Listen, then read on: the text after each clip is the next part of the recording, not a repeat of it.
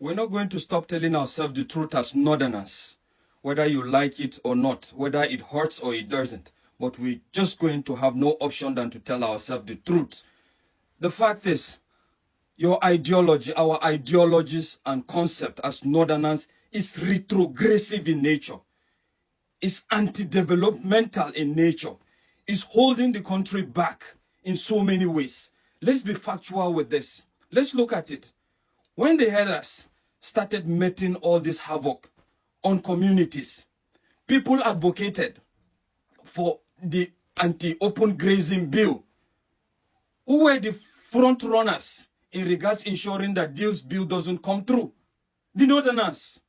They kicked against it seriously, that at the end of the day it could not scale through. And here do we have a situation now where the Fulanis have migrated from making havoc on the north to the other parts of the country. And funny enough, you went against this bill, but when Fulanis are now committing this havoc on people, you tend to dissociate yourself. You say that it's not a northern thing, it's a Fulani thing. Nobody can tell me that. It's a northern thing, it's a northern ideology. So let's not distinguish between the tribes, because the last time I checked, the northerners were the strong advocates. Majority of the northerners opposed the bill. And look at what open grazing is doing to us. How long are we going to go this way? Again, look at what happened in regards to the closure of school during Ramadan. A lot of people, reasonable Nigerians, came out to say that this is wrong. This is anti-developmental. It doesn't stop you from doing your religion. It doesn't stop you from being who you are. But what did the North do?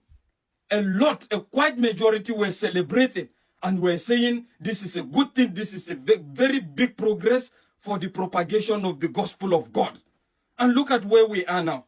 So how are you going to tell me that the northerners are not hypocritical in nature? And let's face it, this is what the politicians do. And who are their disciples?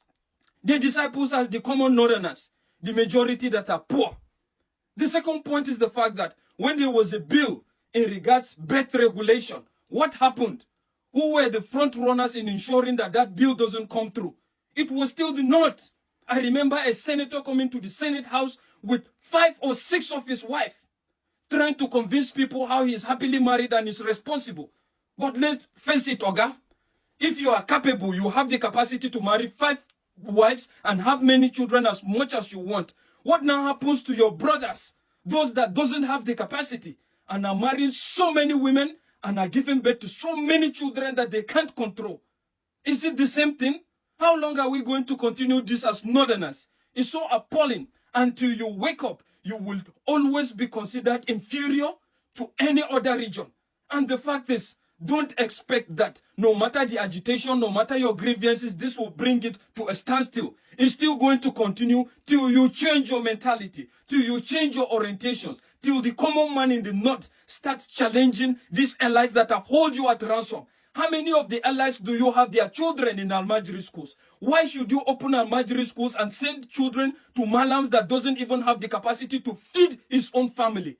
And you tell me that this is not a northern agenda? And you tell me the problem of the north is not itself? The problem is we. We are the problem. Until we wake up, nothing is going to change. Nothing, absolutely nothing. Who were as well the major advocates of the Muslim ticket? The North.